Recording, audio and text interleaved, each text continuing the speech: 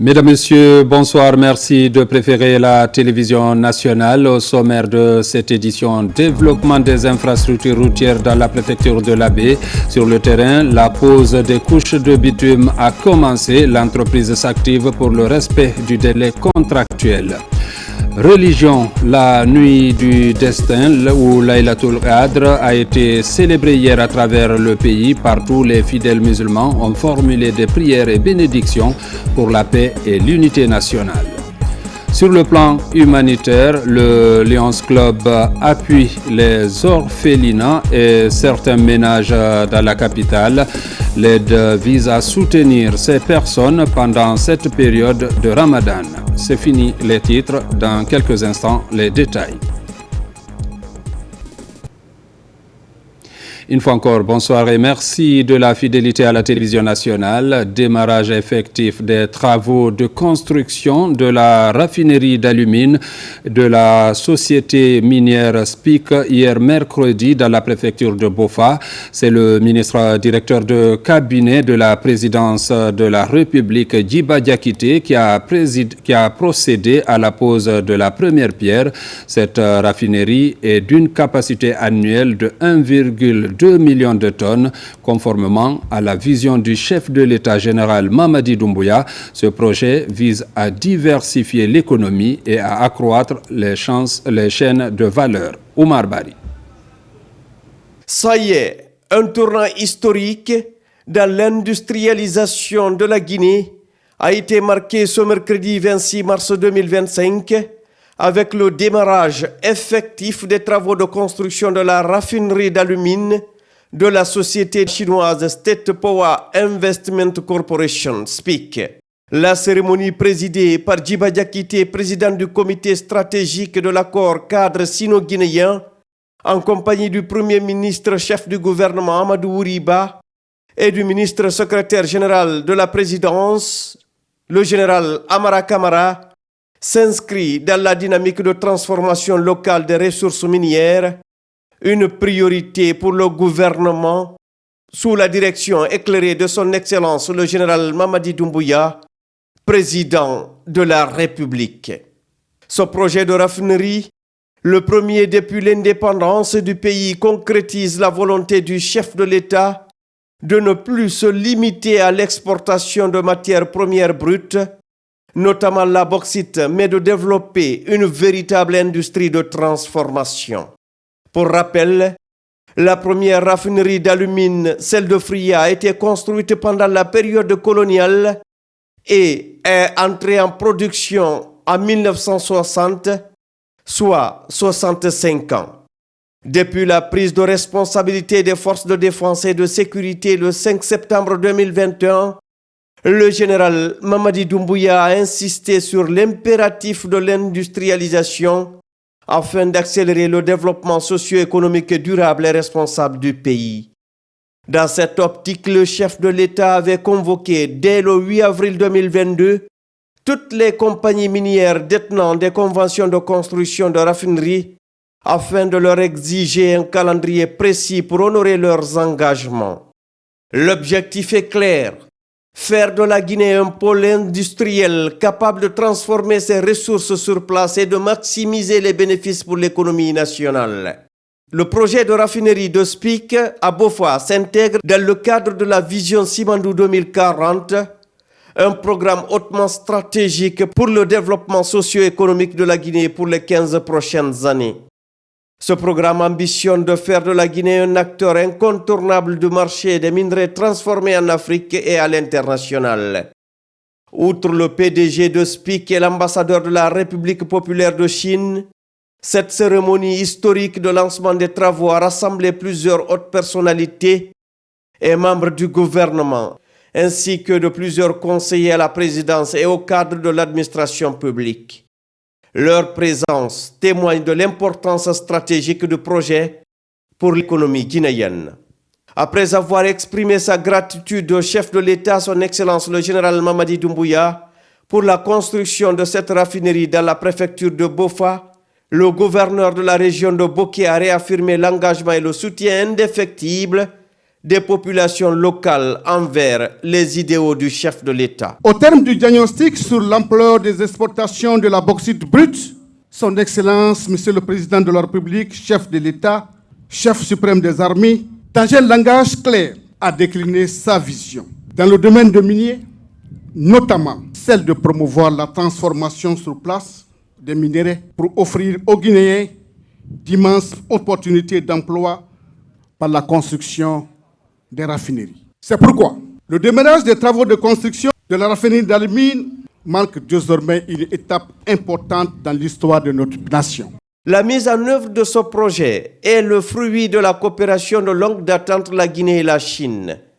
La visite officielle du président de la République, son Excellence le général Mamadi Doumbouya en Chine en septembre 2024 et ses échanges avec son homologue chinois, son Excellence le président Xi Jinping, ont permis d'accélérer la réalisation de cet investissement structurant.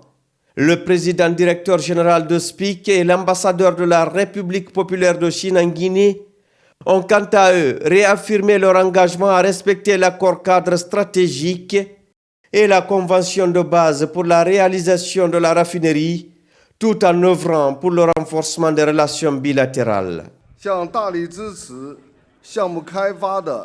Je tiens à rendre un hommage au gouvernement guinéen, au peuple guinéen et à l'ambassade de la République populaire de Chine en Guinée pour le soutien précieux au développement de notre projet. En septembre 2013, nous avons officiellement signé la convention minière du projet avec le gouvernement guinéen. La première phase du projet a été lancée en mai 2019 et mise en service avec succès en septembre 2021. Dans le processus de développement du projet, SPIC a toujours assumé ses responsabilités sociales et a tissé avec le peuple guinéen des liens d'amitié et de confiance profonds. La première phase a créé plus de 900 emplois directs avec un taux de guinéanisation de 84,2%. Nous avons recommandé d'excellents employés guinéens pour participer à divers programmes de formation en Chine afin de renforcer leurs compétences professionnelles. Nous accordons une grande importance à la réinstallation des populations affectées en construisant des villages de réinstallation de haute qualité, offrant de meilleures conditions de vie aux communautés affectées. Ce projet sera inscrit dans l'histoire des relations de coopération entre nos deux pays. L'amitié entre la Chine et la Guinée remonte loin dans l'histoire. La Guinée fut le premier pays d'Afrique subsaharienne à établir des relations diplomatiques avec la Chine. Durant les 66 ans écoulés, la confiance mutuelle, le soutien réciproque ont toujours été au cœur de nos relations. Ces dernières années, grâce à la coopération dans le cadre de l'initiative La Ceinture et la Route et du Forum sur la coopération sino-africaine, la coopération entre la Chine et la Guinée a connu un formidable essor. À l'heure actuelle, les grands projets comme le Simandou, le nouveau siège de l'Assemblée nationale et le barrage Amaria sont en construction. Et de nouveaux projets sont en préparation. En septembre dernier, le sommet de Beijing du FOCAC s'est tenu avec succès, au cours duquel Son Excellence, Monsieur le Président Mamadi Doumbouya, a eu un entretien fructueux avec Son Excellence, Monsieur le Président Xi Jinping. Les deux chefs d'État ont dégagé un consensus important sur les perspectives prometteuses de la coopération sino-guinéenne. La Chine travaillera en synergie avec la Guinée pour la mise en œuvre des acquis du sommet de Beijing en soutenant la Guinée dans ses efforts pour accélérer l'industrialisation et la diversification économique à partir de ses riches ressources naturelles et accompagnant la Guinée dans la réalisation de la vision Simandou 2040 afin d'apporter des bénéfices tangibles à la population. Selon les termes de la convention signée avec SPIC en décembre 2024, la raffinerie aura une capacité annuelle de 1,2 million de tonnes d'alumine et nécessitera un investissement d'environ 1 milliard de dollars. Elle comprendra une centrale thermique de 250 MW dont 100 MW seront connectés au réseau national, un quai d'expédition de 35 000 tonnes pour faciliter les exportations des infrastructures auxiliaires et un système énergétique dédié. Au-delà de l'impact industriel, le projet va générer 600 emplois directs et plusieurs emplois d'opportunités indirectes. Il va favoriser également le transfert de compétences et de technologies à travers la formation d'une main-d'œuvre locale qualifiée en contribuant à l'augmentation des recettes fiscales de l'État. Son Excellence, Monsieur le Président de la République, le général Mamadi Doumbouya est en train d'écrire une nouvelle page de l'histoire économique de notre pays qui ne se limite pas seulement au projet Simandou, car c'est la renaissance politique, économique et sociale de notre pays qui est en marche. Depuis l'avènement au pouvoir du CNRD le 5 septembre 2021, d'importantes réformes ont été mises en œuvre dans le secteur minier sous le leadership de son Excellence le général Mamadi Doumbouya, chef de l'État. Ces réformes ont fait de la Guinée un acteur de l'industrie de la bauxite, d'alumine et d'aluminium, à cause de son impact sur le cours mondial du métal blanc. Pour illustrer cela, un tiers de la production mondiale d'aluminium, soit environ 25 millions de tonnes sur 70 millions de tonnes produites en 2023, proviennent de la bauxite guinéenne. Je me réjouis de constater que le démarrage des travaux de construction de cette raffinerie se fait conformément au chronogramme prévu dans l'accord de mise en œuvre signé entre SPIC et le gouvernement guinéen à travers le comité stratégique sino-guinéen en décembre 2024. Le site de la raffinerie est situé dans la zone industrielle de Cap-Verga-Bel-Air, dimensionné sur une superficie de 33 hectares. Le procédé technologique de production d'alumine sera celui de Bayer. Le président de l'accord cadre sino-guinéen, Djiba Diakité, également président du comité stratégique du projet Simandou, a souligné la détermination du chef de l'État à poursuivre les réformes structurelles dans le secteur minier. Il a rappelé que ce projet s'inscrit dans la vision stratégique du chef de l'État, Simandou 2040, qui fait de la transformation locale des matières premières une priorité nationale. Ce 26 mars 2025 marque une journée exceptionnellement historique pour notre pays. À double titre, nous rendons hommage à notre père fondateur, un artisan de l'indépendance de notre pays, son Excellence, le feu président Ahmed Sékou Touré, que son âme repose en paix. Nous assistons aujourd'hui également au lancement des travaux de construction de la première raffinerie d'alumine complètement en ligne avec la vision du chef de l'État, son Excellence général Mamadi Doumbouya. Une vision hautement stratégique de développement socio-économique de la Guinée pour les 15 prochaines années, à travers le pilier 3, infrastructure, transport et technologie du programme Simandou 2040 de la République de Guinée indépendante et souveraine. La présente cérémonie qui nous réunit aujourd'hui représente une avancée majeure dans la marche vers l'industrialisation de notre pays. Grâce à la détermination, à la volonté, à la clairvoyance, au leadership fort de son Excellence, le général Mamadi Doumbouya. Transformer sur place la bauxite en alumine, ici à Bofa, oui, c'est possible.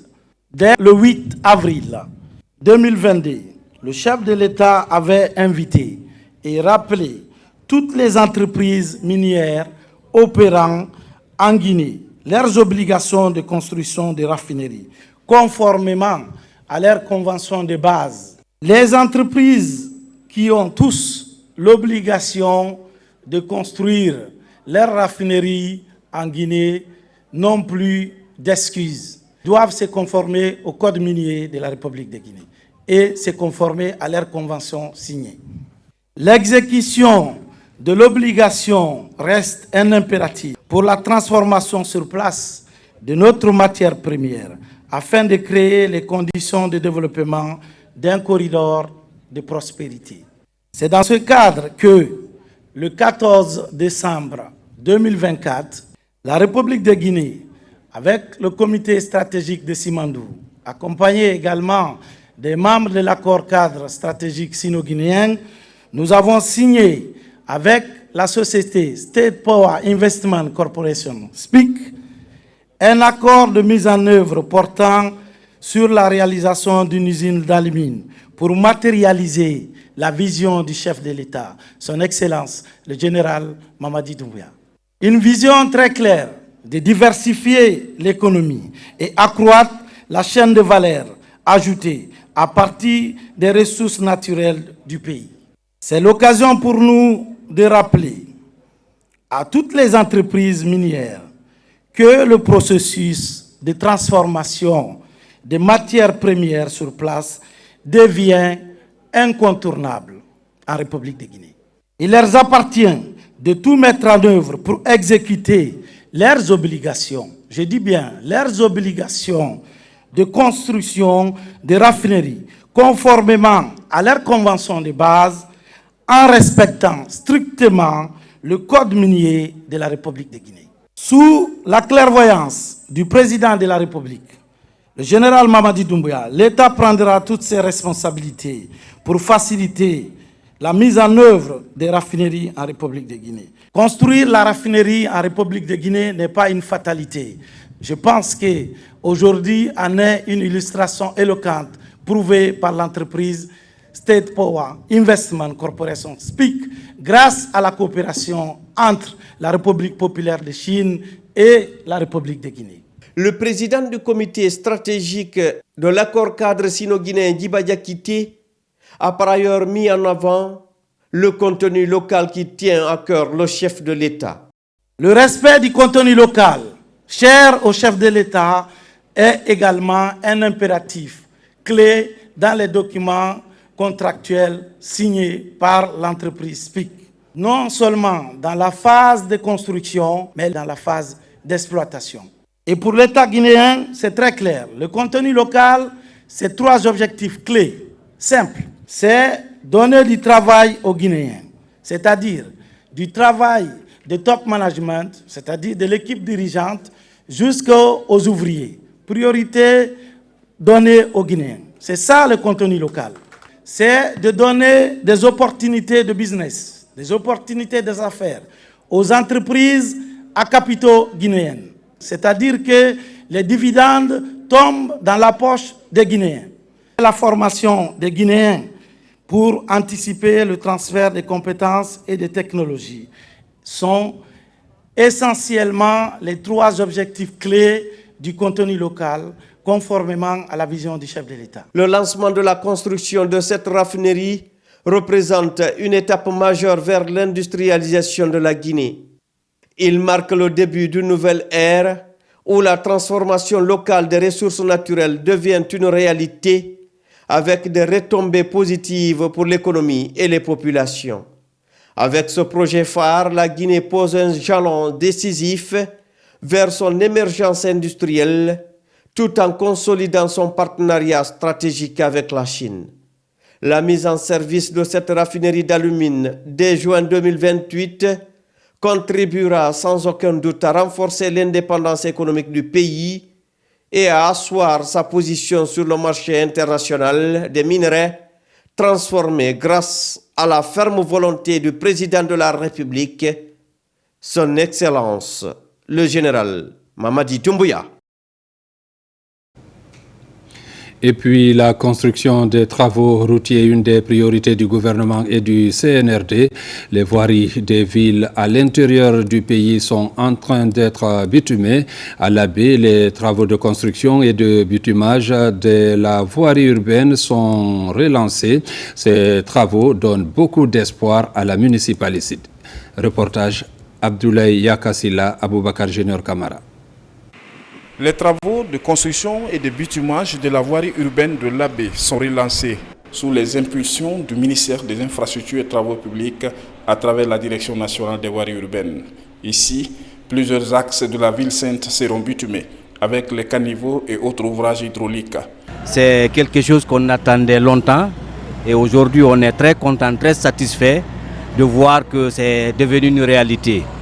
Et je crois aussi que la population de l'Abbé, qui a longtemps attendu, aujourd'hui est très contente de voir que les travaux ont démarré et qu'on remercie vraiment le gouvernement, on remercie le CNRD pour toutes les actions entreprises au niveau de la baie. Je remercie très bien le président de la République, le général Mamadi Doumbouya.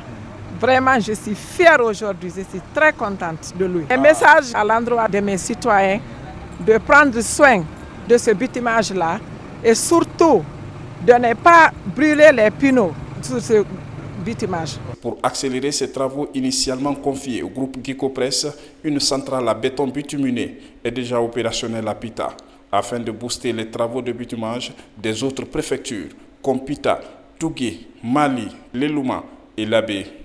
En train de bitumer aujourd'hui, les autres sont en train de faire le terrassement là-bas. On fait cumulativement les deux jusqu'à la fin. Toutes les dispositions sont déjà prises. Le ministère des Infrastructures et des Travaux publics accorde de l'importance capitale en mettant en place la mission afin de veiller sur la qualité de ces travaux qui tiennent à cœur le président de la République.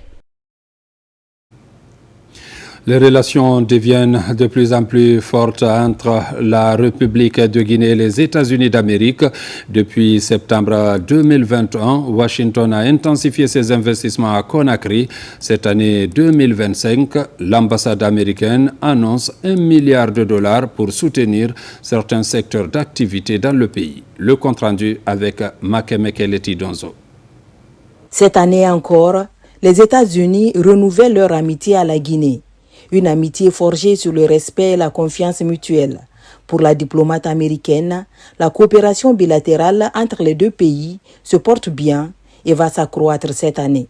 Les États-Unis sont engagés à accompagner la Guinée dans vos ambitions de se développer, d'être un pays très fort dans le monde. Ça y compris avec Simandou 2040 et aussi plus d'investissements. Nous, les États-Unis, nous avons investi plus de $1 milliard l'année dernière. Nos objectifs est d'investir plus de $1 milliard encore cette année. On a plusieurs compagnies américaines qui sont engagées, qui sont prêtes d'aider la Guinée à réaliser vos ambitions.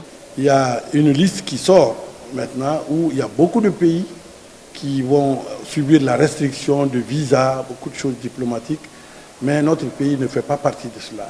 C'est le travail acharné, la confiance du chef de l'État, la confiance que le chef de l'État a pu créer entre la Guinée et les États-Unis. Le sérieux au travail, c'est ça qui donne une bonne vision, une bonne image à notre pays. Et je voudrais remercier encore une fois les autorités de l'ambassade pour le travail de synergie que nous faisons ensemble. Simandou 2040, comme je l'ai dit la fois dernière, les États-Unis participent aussi à cela. Ça a été une volonté du chef de l'État, le général Doumbouya, de dire que tout le monde doit y participer, y compris les États-Unis. Même lors des événements internationaux, les rencontres entre les deux délégations sont courtoises et prometteuses. Une volonté commune d'entretenir une coopération saine et respectueuse des choix de chaque pays. Nous avions fait une mission dirigée par le général Amara Kamara à Munich, où les Américains, par les voies très autorisées, ont dit que le président Trump apprécie ce qui se passe en Guinée sous le leadership du président de la République de Guinée, le général Mamadi Doumbouya. Comme vous l'avez entendu, les Américains veulent investir plus $1 milliard en 2025 en Guinée. C'est le sérieux du chef de l'État. C'est la confiance qu'il a créée. Et je voudrais profiter en son nom pour remercier nos partenaires qui font un travail excellent. La Guinée va maintenant vers le bonheur. Amis de longue date, la Guinée et les États-Unis comptent bien poursuivre le bel élan de partenariat réciproquement bénéfique qui les unit. Sur le plan diplomatique, les relations sont vraiment au beau fixe. Justice face aux nombreux cas d'enlèvement et crimes commis ces derniers temps à Koya. Le procureur de la République fait l'état des dossiers, notamment les cas de kidnapping de bébés. À date, les enquêtes portent fruit et ont abouti à l'arrestation des femmes. Elles sont poursuivies par la justice pour enlèvement de nouveau-nés.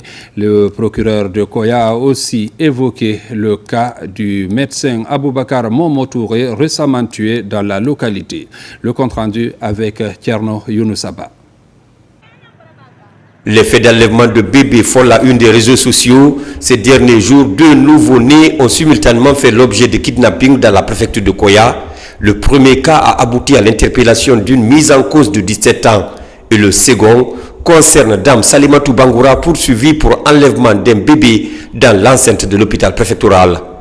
Nous avons requis l'ouverture des enquêtes qui ont abouti pour le moment à l'interpellation d'une suspecte nommée Adama Awa Diallo, élève en classe de 12e année, résidente à Kindia et âgée de 17 ans. Aussi, dans le même sillage, une dame du nom de Salimatou Bangoura, née en 90, mariée et mère d'un enfant domicilié à Samatran, a été interpellée en sortant de l'hôpital préfectoral de Koya avec un nouveau-né qu'elle avait enlevé. À Koya, les infractions pénales prennent de l'ampleur. Le cas d'assassinat en plein jour de Dr Aboubakar Momo Touré est illustratif. Le tragique assassinat de Dr Aboubakar Momo Touré, médecin domicilié à Frigadi Nord, survenu dans la matinée de vendredi aux environs de 11 h. Les enquêtes à ce jour sont menées par le commissariat central de Koya et nous suivons minutieusement. Nous voudrions profiter de ces instants pour présenter nos condoléances à la famille éplorée. Le procureur s'est aussi prononcé sur l'affaire d'Ibrahima Diawara, renvoyé devant le tribunal criminel pour avoir égorgé un enfant. L'accusé justifie son crime pour avoir été insulté par la victime. Cependant, la procédure contre Ousmane Sow, déguisé en femme, dont l'image a fait le tour dans les médias sociaux, est poursuivie pour enlèvement et vol de téléphone.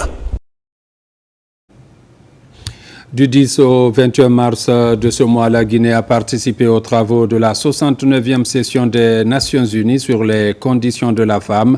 La présentation du rapport national sur 12 points critiques du plan de Beijing à l'organisation de l'événement parallèle par la Guinée, en passant par les rencontres bilatérales. La Guinée a fait une participation remarquable à cette session. Compte rendu, Mohamed De Camara. La 69e session des Nations Unies sur la condition des femmes a connu une participation remarquable de la délégation guinéenne.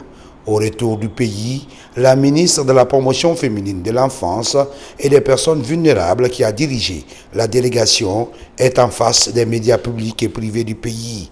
Entourée de ses proches collaborateurs, Charlotte Daffé est revenue sur la participation des 2 semaines de la Guinée à la session des Nations Unies sur les femmes. Cette année, la Guinée a organisé un événement parallèle. On s'est dit, la Guinée a des choses à montrer. La Guinée a fait d'énormes choses en termes d'autonomisation, en termes de défense des droits des femmes, en termes d'entrepreneuriat féminin, qu'il faut montrer. Et c'est pour ça que nous sommes allés et nous avons présenté le thème sur le capital humain féminin. Et grâce à Dieu, l'événement a été un succès.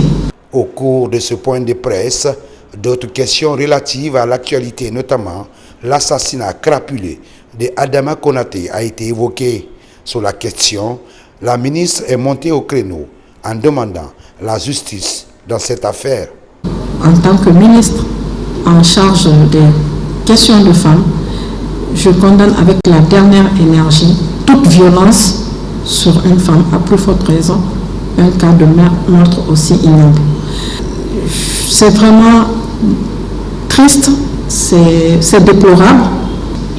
J'espère de tout mon cœur que la lumière sera faite rapidement sur ce cas et que l'auteur sera condamné à la hauteur de sa forfaiture.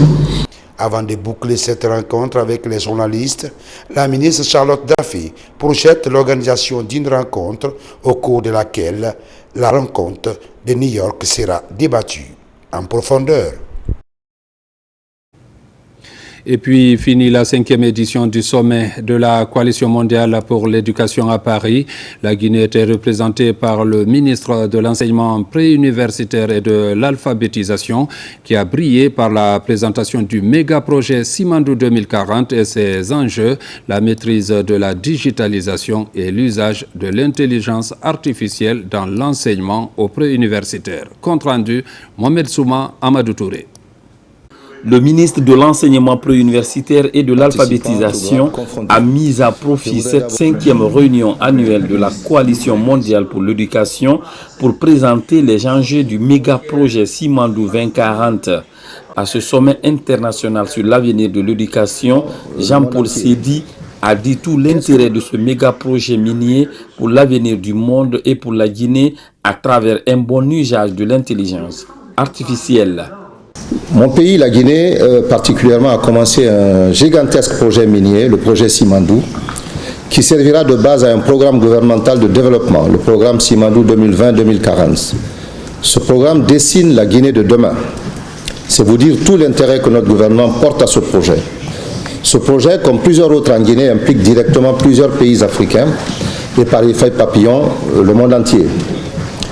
Qu'est-ce que nous avons comme solution intelligente et équitable pour réussir ce projet, sinon une diplomatie scientifique qui saura garantir un retour gagnant pour tous de ce projet? Mais le ministre Jean-Paul Sédi a exploré d'autres opportunités en faveur de l'école guinéenne. C'est le cas de cette rencontre avec Stéphania Giannini, sous-directrice pour l'éducation de l'UNESCO. Monsieur le ministre m'a expliqué qu'il est très engagé à valoriser la profession enseignante. Nous aussi à l'UNESCO, nous pensons que pour avoir des éducations de qualité, il faut avoir des enseignants bien préparés, bien motivés. Cette édition de la Coalition mondiale pour l'éducation, au-delà d'un sommet, a servi de tribune aux responsables de l'enseignement préuniversitaire et de l'alphabétisation d'exprimer de vive voix les acquis, défis et perspectives de l'école guinéenne. Les fidèles musulmans de Guinée ont célébré la nuit du destin au Laylatul Qadr, la nuit d'hier mercredi à ce jeudi 27 mars 2025. À cette occasion, le ministre secrétaire général des Affaires religieuses et son homologue Mourana Souma étaient aux côtés des fidèles dans les différentes mosquées de la capitale. Reportage Soriba Bangoura, Marwan Kamara. Le mois saint de Ramadan tire à sa fin. Les 10 derniers jours sont les plus importants pour les fidèles musulmans. C'est dans cette période que se situe la nuit du destin ou Laylatul Qadr, dont la grâce équivaut à 1000 mois d'adoration selon le Coran. Compte tenu de son caractère particulier, le ministre secrétaire général des Affaires religieuses a mis à profit cette nuit pour communier avec les fidèles des différentes mosquées de la capitale. Le président nous a chargé de venir remercier le collège des imams pour toutes les prières ferventes. Nous avons constaté pendant ces 2 mois sacrés que les religieux sont attachés aux idéaux et l'esprit de la paix. Nous vous encourageons de continuer à adopter ces bonnes conduites de morale, même après le mois saint de Ramadan. Je prie le Tout-Puissant Allah qu'il vous bénisse tous et que Dieu accorde à tout et chacun de nous tous les mérites de Laylatul Al-Qadr. Dans plusieurs mosquées et lieux publics de Conakry, les fidèles musulmans ont profité de cette nuit pour se rapprocher de Dieu et obtenir sa miséricorde en accomplissant des actes comme la prière, la lecture du Saint-Coran et l'aumône. C'est une occasion que Dieu nous a donnée pour nous permettre de rechercher cette nuit de destin. On ne peut que le magnifier, on ne peut que implorer sa grâce sur notre pays, en sa tête le président de la République. La nuit du destin offre aux pratiquants un sincère recueillement, le repentir et l'invocation. Cette année, elle correspond à la nuit du mercredi 26 au jeudi 27 mars 2025. À Conakry, cette nuit a été marquée par la lecture du Saint-Coran, suivie des prières et des cantiques dans plusieurs mosquées. Des bénédictions ont été également faites pour le renforcement de la cohésion sociale en Guinée. Compte rendu, Moussa Bangoura. À Conakry, la capitale, la nuit du 26 au 27e jour du mois de Ramadan s'est déroulée dans les conditions souhaitables. À la mosquée Sissela, à Antafassa, commune de Tombolia, tout comme à la mosquée du Kankamayen, des prières et bénédictions ont été faites pour le pays et pour la réussite des actions entreprises par le gouvernement. Là-dessus, les bienfaits du jeûne et l'importance de cette nuit du destin ont été expliqués aux fidèles musulmans. Si tu adores et tu gagnes cette nuit-là, tu peux avoir la bénédiction de plus de 80 ans. C'est à cause de ça que nous sommes là aujourd'hui pour veiller ensemble avec tous les staffs pour avoir cette bénédiction. La nuit du destin, il est conseillé à tout musulman d'être dans l'optique de l'adoration de Dieu. La nuit du destin est mieux que 1000 mois. Dans le Grand Conakry, la nuit du destin a été célébrée sur fond d'invocation, de prières, de sacrifices et de récitation du Saint-Coran.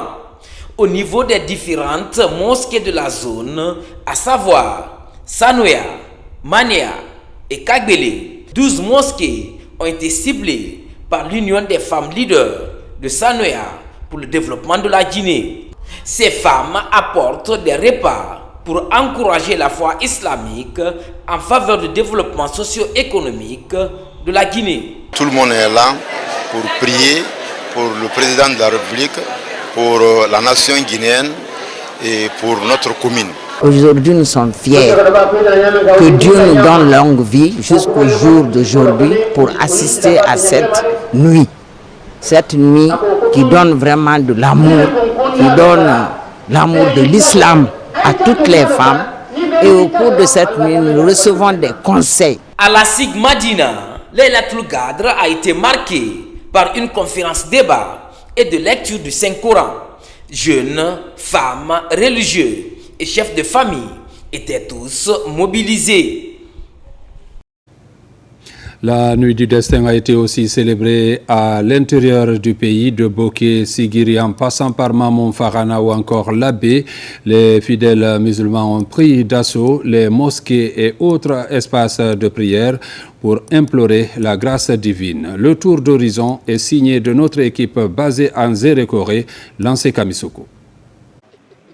La nuit du destin ou Laylatul Qadr est célébrée dans presque toutes les mosquées de la capitale forestière, de la mosquée Sékou Touré à Boma Sud, en passant par Bellevue, Sokoura ou encore Angola. Les fidèles musulmans ont reçu la visite des nouvelles autorités régionales et préfectorales de Zérékoré. Des moments de communion teintés de messages de paix et d'unité nationale. J'invite toutes les couches à se mettre au rendez-vous pour préserver, consolider la paix, la quiétude. Un message de plaidoyer surtout à l'endroit des fidèles musulmans, de continuer à renforcer la solidarité, la fraternité, mais aussi le vivre ensemble. Dans la cité religieuse de Karamoko Alpha Mollabé, à l'instar des autres régions du pays, l'inspecteur régional des affaires religieuses, en face des fidèles musulmans, donne les avantages de cette nuit du destin. La nuit du destin est l'une des meilleures nuits d'adoration de Dieu dans l'année.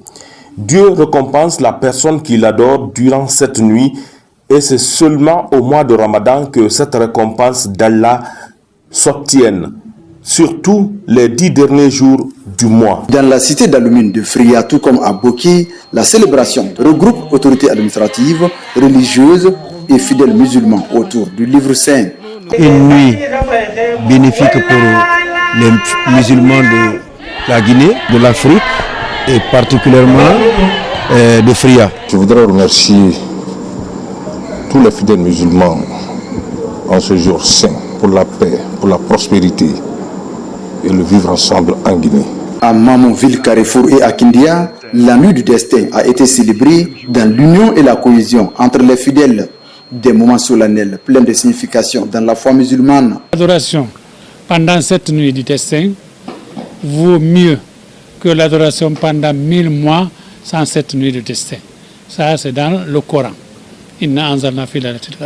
Chaque année, le mois de Ramadan, qui est un mois d'expiation, un mois au cours duquel le cours royal, le musulman se purifie, comporte cette nuit. La nuit d'aujourd'hui, c'est une grande nuit. Il faut sortir pour remercier les imams, tout ce qu'ils ont fait pour le pays, les bénédictions pour le pays. Dans la foi musulmane, la nuit du destin équivaut à 1000 mois, soit 83 ans et 4 mois d'adoration. D'où la motivation de chaque fidèle à chercher les bénédictions de cette nuit exceptionnelle. Intéressons-nous aussi à la fête du Ramadan. C'est pour bientôt. Le secrétaire général des affaires religieuses se concerte avec les secrétaires communaux de Conakry. Au cours des échanges, un comité d'observation de la Lune a été mis en place. Marwan Kamara. En prélude à la célébration de la fête de Ramadan, le ministre secrétaire général des affaires religieuses se concerte avec les secrétaires généraux chargés des affaires religieuses des 13 communes et du cabinet du secrétariat général des affaires religieuses. Il est question d'échanger sur les dispositions pour faire respecter les principes liés à l'observation de la lune qui marquera la fin du Ramadan. Monsieur le Président de la République, chef de l'État, chef suprême des armées, m'a orienté à travers le Premier ministre, chef du gouvernement, de prendre toutes les dispositions utiles pour marquer le début et la fin du Ramadan conformément aux inscriptions divines. Cette approche éducative s'inscrit dans la volonté des autorités à travers le secrétariat général des affaires religieuses à veiller au bon déroulement de la fête de Ramadan sans contradiction. Le samedi prochain, qui correspond le 29 mars 2025, est une journée de doute. Cela veut dire que la nuit, si par la grâce de Dieu, le croissant linéaire qui marque la fin du Ramadan est observé, nous devons observer la fête le lendemain. Et si ce n'est pas observé, l'autorité compétente peut prendre une disposition conformément au point de vue des oulémas. À travers cette autorité, ils vont sensibiliser, communiquer toutes les mosquées de la Guinée. Comment les musulmans doivent se comporter la nuit du samedi, qui est une nuit de doute, et qu'est-ce qu'ils doivent faire, et quelles dispositions nous allons prendre ensemble pour mieux gérer et améliorer les conditions de vie des fidèles musulmans pendant ce mois béni. À cette occasion, le ministre secrétaire général des affaires religieuses appelle les fidèles musulmanes et musulmans à respecter les règles édictées par les autorités afin de passer la fête de Ramadan dans la communion et la convivialité. Pendant ce mois de Ramadan, à Conakry, l'on assiste à des cérémonies de rupture collective, souvent organisées par certains responsables administratifs et politiques dans les différentes communes. Le président du CNT, Dr Dansa Kourouma, est parmi ceux qui perpétuent cette pratique. Il était cette semaine l'hôte des nouvelles communes de Tombolia, Somfonia, Kagbeling et Sanoya, sur les pas du président du CNT, Robert Siditolno. Pour cette troisième phase, ce sont les communes de Tombolia, Somfonia, Kagbele et Sanoya qui ont reçu la visite du président du CNT, Dr Dansa Kourouma. Objectif, partager avec elle pendant ces mois saints de Ramadan le repas collectif dans un esprit de communion et de fraternité. La rupture collective a été une occasion, une opportunité pour que nous lancions ce message d'unité, de cohésion, toutes choses sans lesquelles le développement ne serait possible. Nous ne pouvons que nous réjouir et vraiment le féliciter, le fait qu'il se rapproche davantage du bas peuple. Parce que quand vous entendez la loi, c'est la société. C'est une très bonne chose. On espère que c'est des choses qui vont se répéter plus souvent. Parce que justement, c'est ça le souci du président de la République, c'est de rapprocher les dirigeants des dirigés. Donc on aimerait bien passer plus de temps parfois aussi avec des responsables de haut niveau. Nous étions aujourd'hui en communion pour développer la cohésion sociale, rassurer l'autorité au sommet de l'État, car Sanoya, c'est le bon vivre ensemble. Partout où ces ruptures collectives ont eu lieu, l'accueil a été chaleureux et enthousiaste. Les citoyens, jeunes femmes et sages ont salué cette démarche qui dépasse le simple cadre religieux pour devenir un véritable symbole d'unité et de cohésion sociale. Le chef de l'État ne peut pas aller partout. Nous qui sommes ses collaborateurs, nous qui sommes ses missionnaires, nous avons pour tâche essentielle de transmettre les valeurs profondes que le président de la République ressent et consent. Nous avons l'obligation de transmettre à la population les salutations, la respectabilité et l'affection que le chef de l'État a pour ses concitoyens. C'est pourquoi, malgré la fatigue du mois de Ramadan, nous avons une obligation de faire cette démarche pour partager avec les populations de la capitale. À Tombolia, tout comme à Somphonia, Kagbele et Sanoya, le Coran a été lu plusieurs fois. Des invocations ont été également faites pour consolider davantage la paix et le tissu social. Justement, pendant ce mois de pénitence, le département de l'enseignement préuniversitaire a aussi organisé hier mercredi une rupture collective. Elle a mobilisé les travailleurs du ministère et l'intersyndicale, une manière de renforcer les liens entre les travailleurs. Abdulaziz Baldi. Loin de leur bureau, les cadres du ministère de l'enseignement préuniversitaire se donnent rendez-vous pour une rupture collective. L'un après l'autre, les travailleurs arrivent et se dirigent directement autour d'une table pour des causeries éducatives en attendant l'appel de la prière. Raffermir les liens entre les cadres et renforcer la cohésion sociale en ce mois de pénitence sont entre autres visions prônées par le chef du département du préuniversitaire, Jean-Paul Sédi. Nous sommes vraiment satisfaits. Nous pensons que cette initiative va se poursuivre pour l'intérêt de tous les travailleurs. Nous pensons que cette période de Ramadan a été mise à profit pour faire des prières, des bénédictions pour notre président, le général d'armée Mamadi Doumbouya. Au nom du personnel de ce département, nous voudrons très sincèrement remercier Monsieur le ministre Jean-Paul Sédi pour l'initiative prise pour cette rupture collective pour ce mois de Ramadan 2025. Dans une atmosphère de convivialité, les cadres de l'éducation coupent le jeune dans l'allégresse. Un moment d'histoire symbolisé par l'unité et la concorde. Je peux dire que c'est une première, en tout cas par rapport à la participation de l'intersyndicale de l'éducation. Nous remercions le département et nous aurions souhaité que cela soit continuel parce que cela va raffermir encore de plus les liens de fraternité. Une bonne chose doit être perpétuée dans le temps. C'est le social qui fait la force de l'Afrique en général, en particulier la République de Guinée. Ne pas prôner le social pour aller vers l'atteinte des objectifs, je pense que toute réforme serait vouée à l'échec. Réunis autour d'une même table, les travailleurs du ministère en charge du préuniversitaire et l'intersyndicale de l'éducation ont fait des prières et des bénédictions pour la consolidation de la fraternité dans ce département hautement stratégique. À Fourekaria, des vivres et enveloppes symboliques ont été remises à la population. Un don du chef de l'État général Mamadi Doumbouya pour soulager les populations de cette localité en ce mois de pénitence. Reportage Karim Kamara. 26e jour du Ramadan à Fourekaria. Cette ferveur de la population depuis le pont sur le fleuve Kissi-Kissi est le début d'une rencontre spirituelle. Dans la grande mosquée de la ville, les fils de Fourekaria se retrouvent pour lire le Coran en faveur de la paix et de la cohésion sociale. On soutient quelqu'un de la société, je ne crois pas, non, si on n'est pas lâche. On le soutient parce qu'il est en train de faire, c'est bon. Et si c'est bon, on doit apprécier. C'est ça qui nous a motivés de se donner la main pour que nous puissions organiser la lecture des Saint-Coran dans le mois 5 pour bénir pour tous les enfants des pays. Au-delà des messages de paix, les organisateurs ont voulu une cérémonie où toutes les sensibilités de Fourekaria devaient se rendre à une évidence, celle portée sur la reconnaissance à l'égard de l'homme du 5 septembre. La population de Fourekaria, unie comme un homme, a décidé de faire la lecture du Coran à l'occasion de ce mois saint de Ramadan et surtout de ce jour qui coïncide à la nuit du destin. L'initiative a été soutenue par Madame la ministre. Nous sommes dit que Fourekaria est une ville religieuse et le gouvernement en place n'a pour objectif que d'aider l'ensemble des fils de ce pays.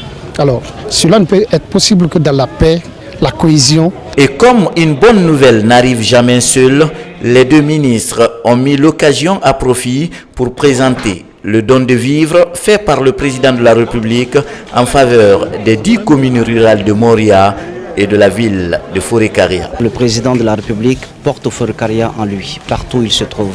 Donc aujourd'hui, c'est à l'unisson, dans un bel esprit d'interministérialité avec mon homologue du commerce, que nous sommes venus donc porter ce message à la population de Forêt-Caria au nom du chef de l'État. Ce soutien au chef de l'État prouve que les Guinéens sont satisfaits du comportement de leur président. Implorons donc la grâce de Dieu, que tout le reste se passe bien pour lui. Ce don du chef de l'État est composé de 12 bœufs, 24 tonnes de riz, 12 tonnes de sucre, de l'eau, de la date, du lait ainsi que des bidons d'huile. Nous a mandaté de venir vous transmettre ces salutations et vous dire qu'il n'a pas oublié Forêt-Caria. Et ce message, je pense que vous l'avez bien compris, à travers toutes les infrastructures aujourd'hui qui sont en train d'évoluer dans la ville et dans la préfecture de Forêt-Caria. En plus des vivres, des enveloppes symboliques ont été aussi offertes au nom du chef de l'État, aux imams, aux sous-préfets, maires et adjoints des communes rurales et de la commune urbaine de Forêt-Caria. Un mouvement dénommé Ensemble pour la victoire qui accompagne les actions du général d'armée Mamadi Doumbouya vient d'exprimer sa solidarité envers les anciens combattants retraités et veuves de l'armée guinéenne. Il met à leur disposition des denrées alimentaires pour leur soutenir pendant ce mois de Ramadan. Reportage adjudant Oumar Kamara.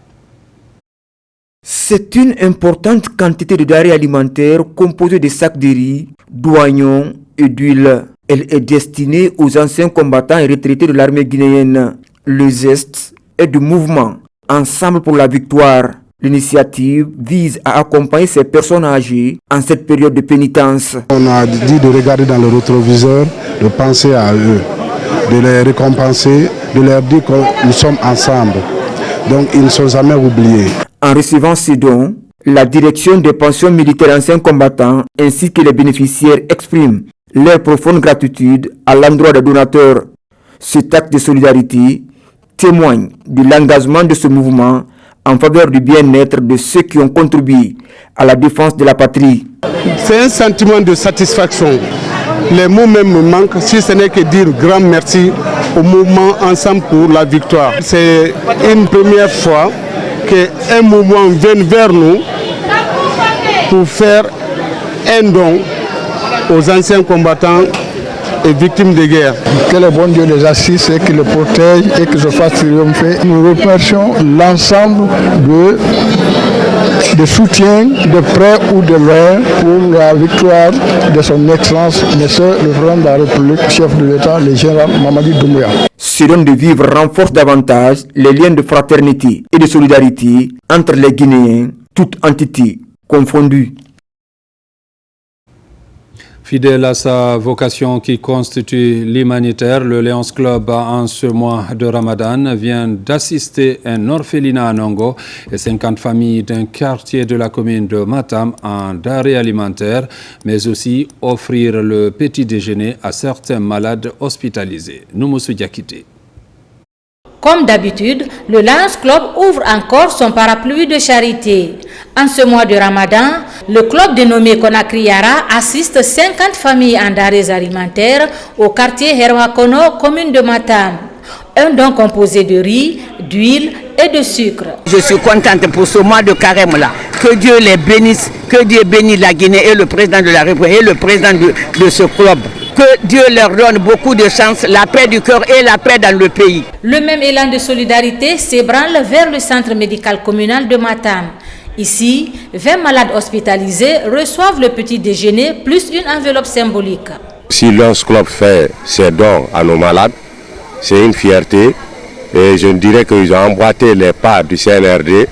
C'est le fondement, les idéaux même du CNRD est basé sur ça. On ne fera que vous remercier. Et nous sommes fiers de vous. Dernière étape de cette chaîne de solidarité, l'orphelinat Dieu et Amour au quartier Nongo. Le Lions Club Conakry Yara offre aux enfants de l'orphelinat des denrées alimentaires plus une enveloppe.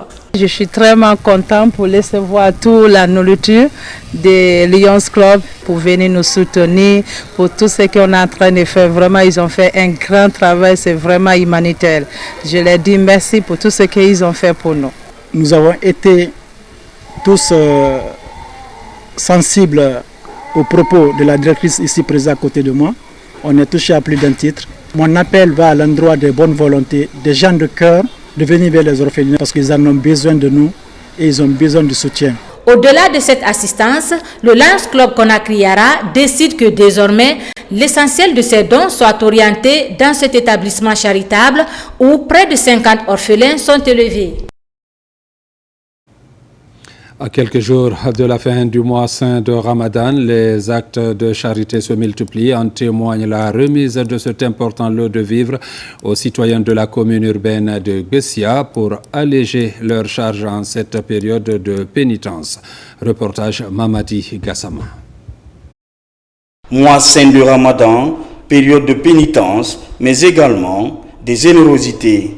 Ces slogans semblent être bien perçus par des bienfaiteurs. C'est le cas de Morlaï Souma, citoyen de la commune de Bessia, qui fait parler son cœur à travers la remise de cet important lot de vivres et des enveloppes symboliques. Nous sommes à un mois saint de Ramadan et de carême chrétien. Le président de la République, le général Mamadi Doumbouya, a imprimé cette vision du bien-être des Guinéens. Il a demandé à tous ses collaborateurs de s'investir dans ce sens. Nous profitons donc de ce mois saint de Ramadan pour accompagner cette vision du président de la République. La démarche, qui n'est pas la première, vise à alléger les charges des citoyens en cette période de pénitence. L'acte que M. Souma vient de poser en ce mois saint de Ramadan nous prouve ici à suffisance au niveau de notre commune que chaque citoyen guinéen, où qu'il soit, à l'aide de quelques moyens dont il dispose, doit poser un acte quelque part pour accompagner, pour appuyer, pour soutenir notre cher président, son excellence Mamadi Doumbouya. Le mois de Ramadan tire à sa fin. Le ZES va donc aider ses citoyens à mieux célébrer la fête de l'Aïd el-Fitr en famille, dans la joie et dans la gaieté. Et puis, tenue de la 98e Ziara de Thierno Aliou Oubadian, elle mobilise autorités politiques, religieuses et talibés. Un concours de lecture du Saint-Coran a couronné cette rencontre religieuse. Sarafdine Diallo, Mamadou Alpha Baldé. La Ziara de Thierno Aliou Oubadian est l'un des plus grands événements religieux du Fouta. Pour cette 98e édition, des érudits, talibés et karamoko sont venus de partout pour marquer les 2 jours de lecture du Saint-Coran. C'est vraiment un bonheur immense pour moi de constater tout cet engouement de la part de tous les descendants, arrière, petit-fils, fils de Thierno Aliou Oubadian. Et aussi la communion avec tous les fidèles musulmans de la contrée et de toute la Guinée. Thierno Aliou Oubadian est réputé pour son érudition.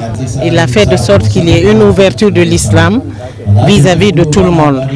Et dans cette ouverture, il a inclus les femmes.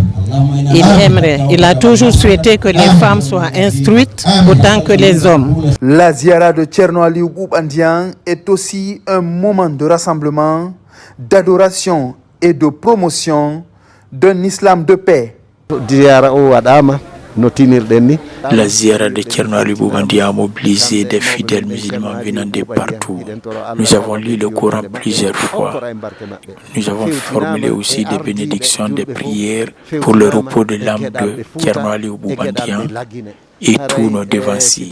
Dans le même cadre, nous avons fait des prières de bénédiction pour la paix, la cohésion et la justice sociale pour notre pays, la Guinée. Cette année, un concours de lecture du Saint-Coran est aussi organisé entre l'ensemble des centres coraniques oubandiens du pays. Les meilleurs sont récompensés. À présent, nous vous donnons lecture de ce communiqué. L'Office national de formation et de perfectionnement professionnel, ONFPP, informe l'ensemble des entreprises privées, mixtes et parapubliques partenaires qu'elles sont invitées à transmettre leur plan de formation pour l'année 2025. Dans le cadre de sa mission d'accompagnement et de développement des compétences, l'ONFPP réaffirme son engagement à poursuivre ses activités d'amélioration continue des ressources humaines au sein de ses entreprises partenaires. À cet effet, il invite toutes les structures concernées à transmettre leur plan de formation 2025 au plus tard le 30 mars 2025. Dépôt physique, secrétariat central, 2e étage, immeuble ONFPP, Dixine Terrasse, commune de Dixine. Dépôt électronique oumar.kaba@onfpp.gov.gn. Pour toute information complémentaire, veuillez contacter M. Oumar Kaba, chef de la division formation continue, au 613 00 23 35. L'ONFPP, une institution forte au service de son public cible.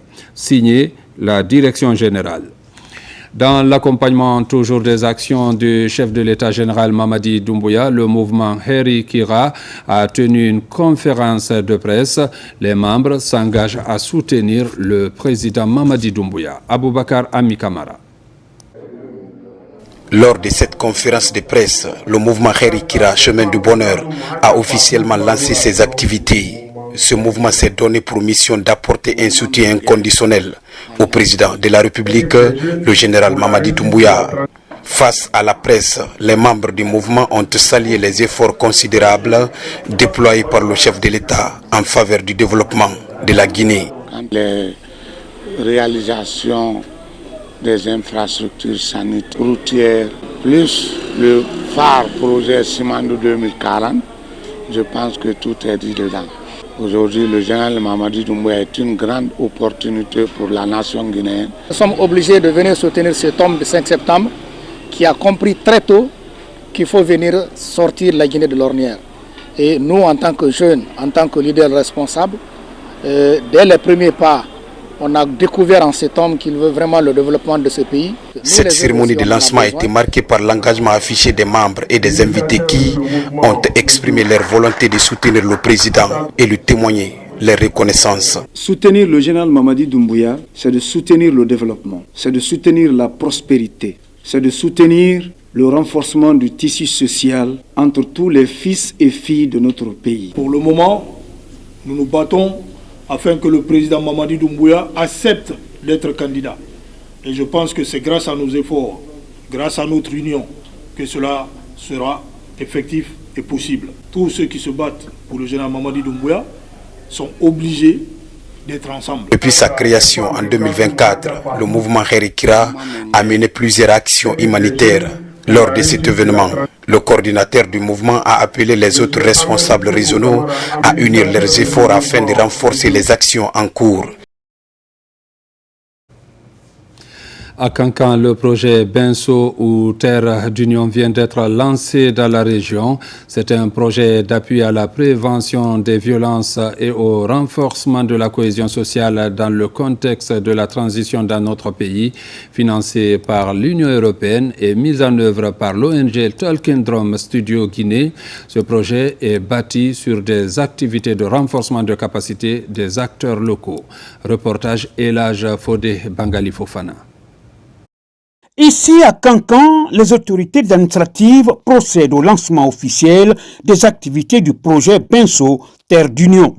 Ce projet d'appui à la prévention des violences communautaires, au renforcement de la cohésion sociale dans le contexte de la transition en Guinée, résulte de la vision, de la volonté et de l'engagement du CNRD. Le projet est mis en œuvre par l'organisation Tolkien Drum Studio Guinée, une ONG née sur les cendres de l'organisation internationale Surf Common Ground. Nous commençons par les formations des acteurs locaux dans les mécanismes de détection des signes de violence.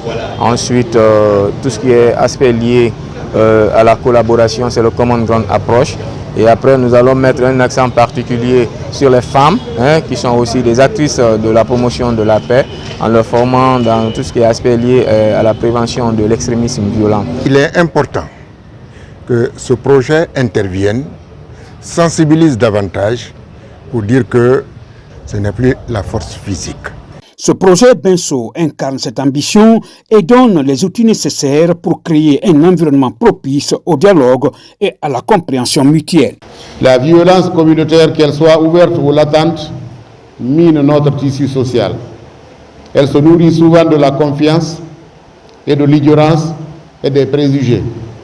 C'est pourquoi nous devons œuvrer ensemble en tant que citoyens, leaders communautaires et responsables politiques pour identifier les causes profondes de ces tensions et y remédier par des actions concrètes et durables. Ce projet touchera les localités de Kankan, Manguiana, Farana et Beila. Mesdames, Messieurs, c'est la fin de cette édition. Merci de l'avoir suivi et bonne suite de programmes sur la télévision nationale.